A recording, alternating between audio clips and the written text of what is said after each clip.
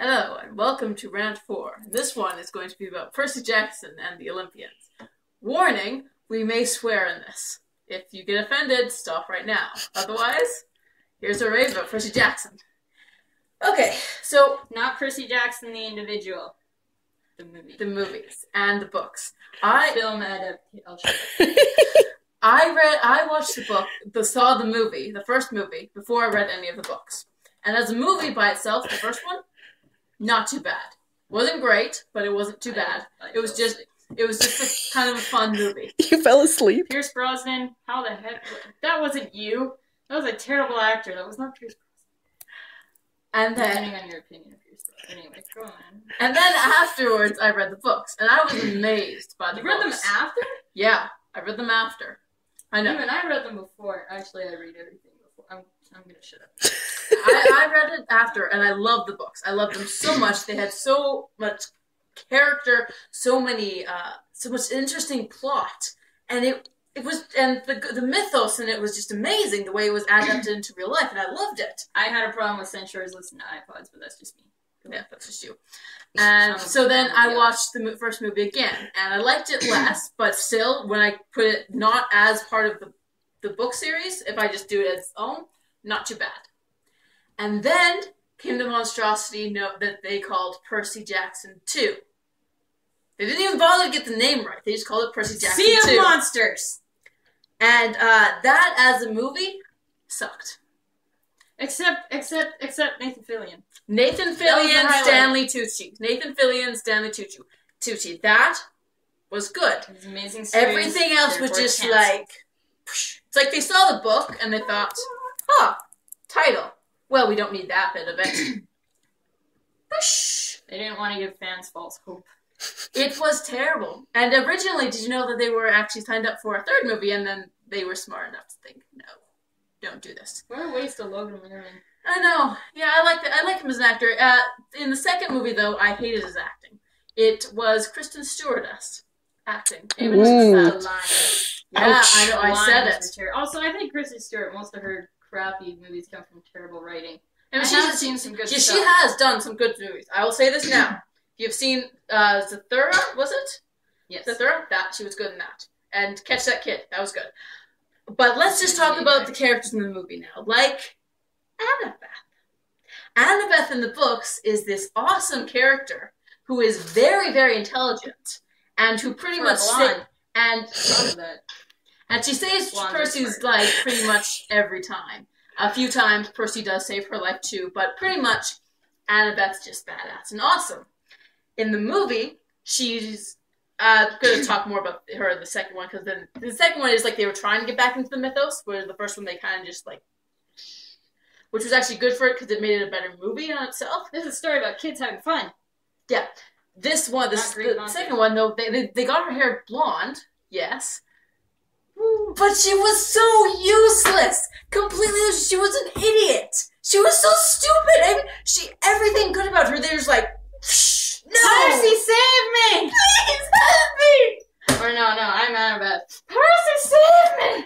Because her sweater was always strategically just low enough that it was like her tits were popping out and that's all you could... Oh, crap, Hollywood. Yeah, and then Clarice. Clarice was actually introduced in the first book, and she was this bully character. She was this mean, this tough character. And you know what? For a movie, if they want to make her look pretty, whatever, they want to make her look pretty. That's not what her character description is, but you know what? That's fine. I can get past that. But they made her so nice. I mean, honestly, I actually liked her, and it was like, I shouldn't like you. You're not supposed to be likable. You're supposed to be annoying. And then that whole scene where with Grover in a wedding dress, they just threw that in because they read somewhere that Grover was in a wedding dress. Also, Grover was supposed to be a dorky teen who, grew. They're all supposed not to be a sexy guy. Well, man, he was like 33. And they were supposed to be, I don't know. They're supposed to be He was not 15. They're supposed to be 12 in the first book. And then in the second movie, there's like, okay, well, there was supposed to be a prophecy. Let's just completely rewrite the prophecy so that he's now 20. And it's like, what the hell? Why? He's supposed to be 20? And you know what? Thing is, they had an opportunity here for the movies to do something like Harry Potter. Because, honestly, they could have gone 10 movies out of this. Because there's 10 books in the series. There's 5 in the Percy Jackson and Olympian series, and 5 in the Heroes of Olympus series. They could have milked this for all it was worth. Started with kids who were 12 years old and got through all these books, and they could have done a fantastic thing like they did with Harry Potter. They could have milked it for that. Instead, they decided to do it for an older audience, for slightly older kids, and it's like, no, don't do that. Don't destroy a wonderful book because you're stupid. Don't try to appeal to teenagers. It does not work. Because you know what? Unless they're sparkly vampires, apparently, which, why society? Anyway. The thing is, Harry Potter, teenagers, adults, everyone liked it. And it was based around kids. And there are movies. We'll do a rant about Harry Potter movies later. And a rant rave about those things later. Because there are some good points. But this is Percy Jackson right now. And they screwed up. They screwed up royally. You know what they should have done? They should have had it when Logan Lerman was like 14 or 12 and started doing the Percy Jackson movies then. 14 or 12. Because when he was 14, he looked like he was 12. No offense. But like he would have. And the thing is, he looks like a Percy Jackson. He looks like he would be a good Percy Jackson. He looks like I wouldn't have chosen Alexandra Daddario for Annabeth, honestly. That's not how I ever pictured her. But they should have started when they were 12. If they had done that, they would have had a much better series, and it would have been true to the books, and the fans wouldn't hate them so as much as they do now. And you know what? Rick Riordan wouldn't hate the movie writers as much as he does now. Movie? Oh, if you just seen some of his tweets, he's like, he really didn't like it. I cannot blame him. At least that way, you know, he's not just like, oh yes, I love it so much, give me money. Side note, who would you pick to play Annabeth? So honestly, I don't know actors very well. Someone else. No. Someone who was a 12. First off, she'd have to be 12 in the first book. And Percy has to be 12 in the first book. And Grover, I don't care if he's black or not. That makes no difference to me whatsoever. I don't care. It's the fact that he looks like he's 42. He needs to also really look like he's a 12 dorky kid. I mean, with a beard. Yeah, because he's sexy. He's not. He's supposed to look dorky, and then he's supposed to grow into himself, like Neville Longbottom. He is like the Neville Longbottom. Oh, they did him awesomely in the book, the movies. They did. Well, the casting for that one was much better than this thing. And honestly, I'll say it again. As a movie, the first Percy Jackson movie, without connecting it to the books, is fine.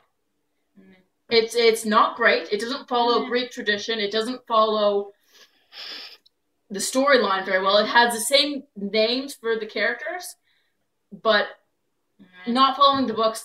If you just separate it, say like, okay, this isn't actually part of the movie, the books, then it's fine. If you attach it to the books, then it's crap.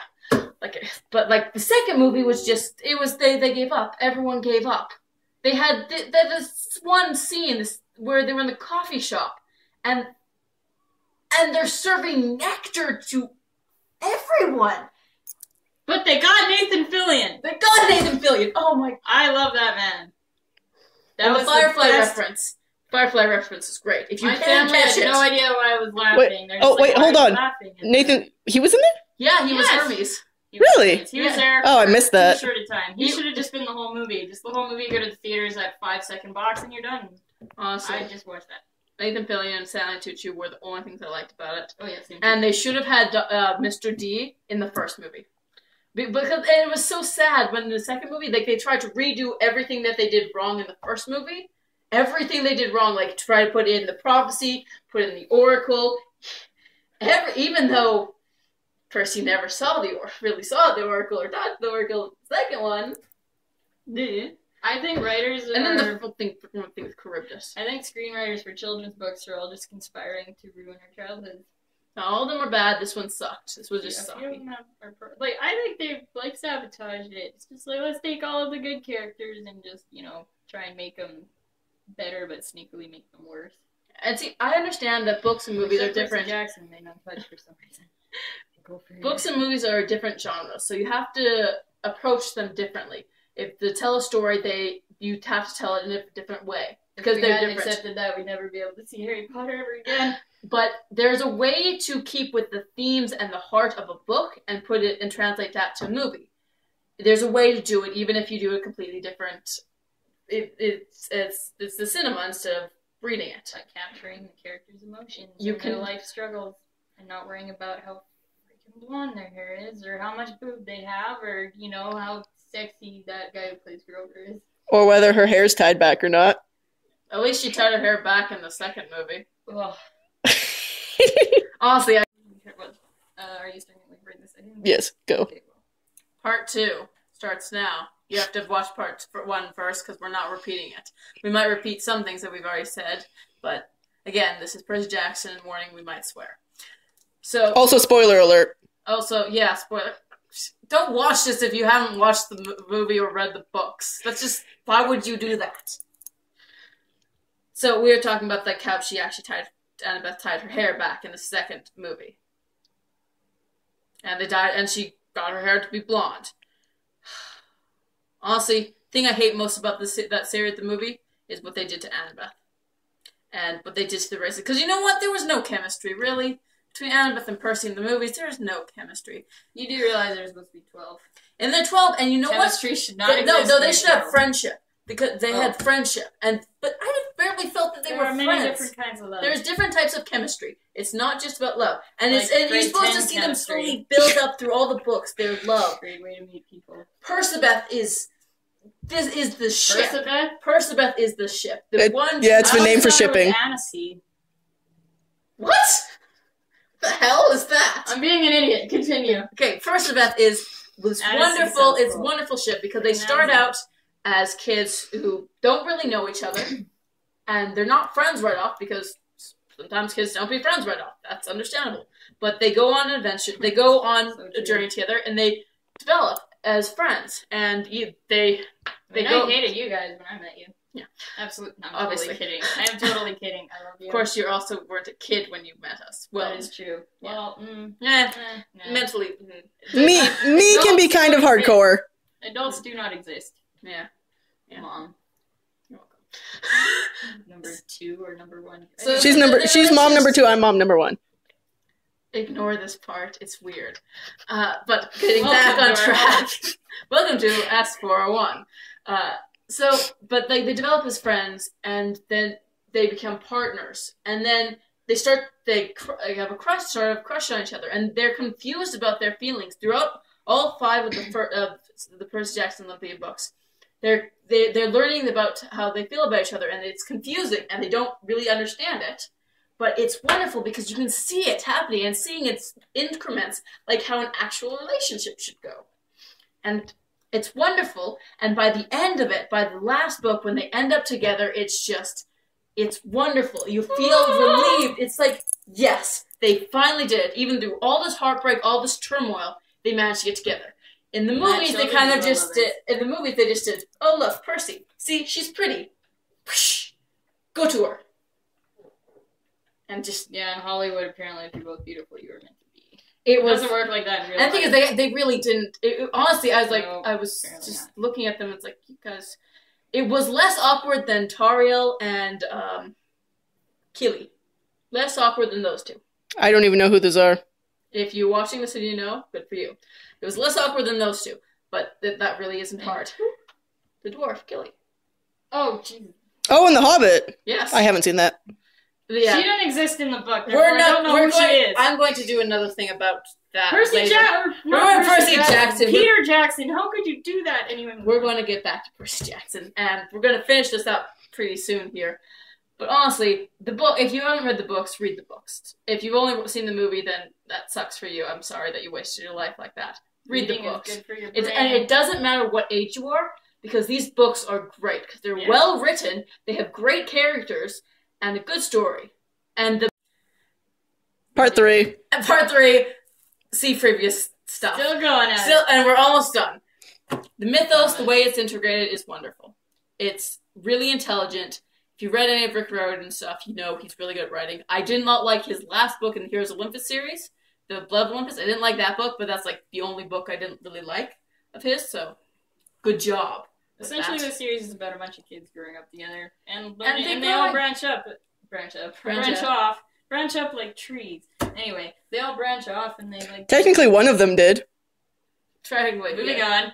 Yeah. So, also, by the way, point of interest. Her name is Thalia. Her name is fucking Thalia. Sorry, excuse me. I told you there'd be swearing. It's not pronounced Thalia? It's Thalia. Okay, well, It's I read Thalia. the book. I read the book and I thought it was pronounced Thalia. I'm so The sorry. way they pronounced it in the movie really bugged me. Okay, I don't remember how they pronounced it in the movie. I try to repress the movie as much as possible, but it's just... her name is Thalia. I have a sheep named Thalia.